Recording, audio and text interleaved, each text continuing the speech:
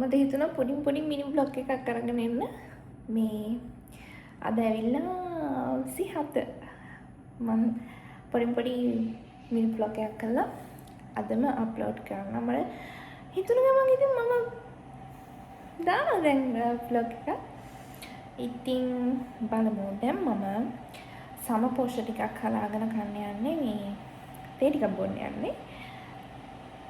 පොල් ටික ගාගත්තා. සම පෝෂ්‍ය ටික හදාගෙන යන්නේ.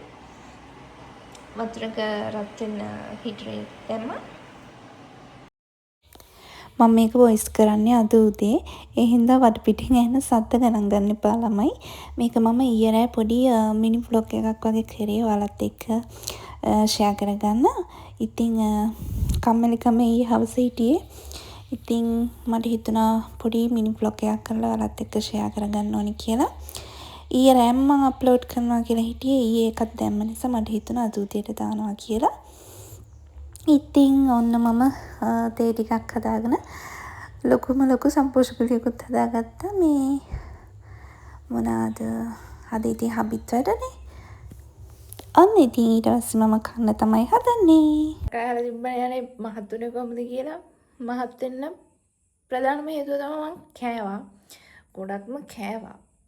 මම හිතන්නේ කාලම තමයි මේ තරම් මහත් උනේ. ඒ ඇරෙන්න මම අතරම කිසි දෙයක් බිව්වේ නැහැ. මේ කාපු එක තමයි කරේ. බඩ ගිනියන්න පැණියන්නම් බිව්වා. ඒක විතර මම ඒක ඔයාලට පෙන්නන්නම්. මේ ડોක්ටර් කෙනෙක්ගෙන් මම ගත්තේ. ඒ ඇරෙන්න මේ මට හැබැයි හොඳට බඩ ගිනියව ඒක බිව්වට පස්සේ. අපේ මේ ගෙවල් ළඟ ડોක්ටර් කෙනෙක්ගෙන් මම ගත්තේ. ඉතින් කෑවා. මේ කන ප්‍රමාණය මම වැඩි කරා. පේනවනේ. මේ ඔහොම තමයි ඉතින්. මේ අද හබි වැඩ.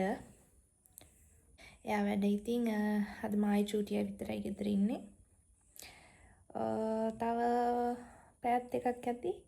එයායි එයා ඉතින් වැඩපලින් කනවා. වැඩ දවස්වලට එයාට වැඩපලින් කෑම හම්බ වෙනවා. මං විතරක් ඉතින් මොන හරි හදා ගන්නවා.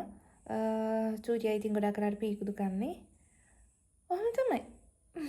මම අනිවාර්යෙන් දැන් හිතන් ඉන්නවා දවසට vlog එක ගානේ අප්ලෝඩ් කරන්න ටික දවසක්. බලමු. පුළුවන් වෙලාවට මම අනිවාර්යෙන්ම vlogs එක ළඟ අරගෙන එන්නම්. ඉතින් දිගටම එහෙනම් channel එකත් එක්ක එකතු වෙලා ඉන්න. ඉස්සරහට මගේ උපන්දින එනවා. ළඟම එනවා. බලමු එදාට මම මොකද කරන්න කියලා.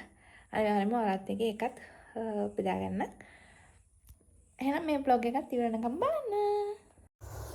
බත් ටික ඔක්කොම කෑව ළමයි.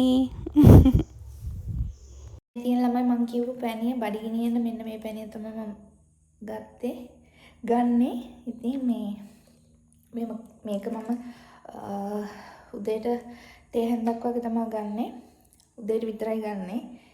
මෙන්න මේක. හොඳට බඩගිනියනවා. හොඳට කන්න පුළුවන්. ඉතින් අපි හිතලා තව ටික වැඩිපුර ඉතින් කනවා නම් මහත් වෙන්න පුළුවන්. ඉතින් කෑමෙම තමයි ඇඟ මහත් කරගෙන බලන්න ඕනි බෙහෙත් වලට යන්න නැතුව. මේ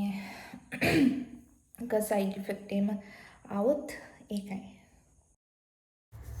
බත් කාලා අතුරුපසට මොනවද කන්න දින බලද්දි මේ මම ගෙනාපු අයිස්ක්‍රීම් එකක් තිබ්බා. මට ඒක අමතකුණා ළමයි කන්න. මේ කාලා පොඩ්ඩක් ඉතුරු වෙලා තිබ්බා. ඉතින් මට හිතුණා ඔක් කනවා කියලා.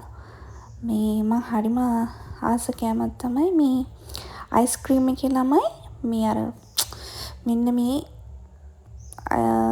අපේ කිතුල් හකුරු කියලා මෙන්න මේ අයිස්ක්‍රීම් එක මාරහයි පැණි වගේ තියෙනවා යටින්.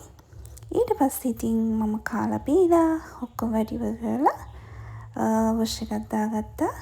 දැන් ඉතින් නිදා ගන්න තමයි ළමයි තියෙන්නේ.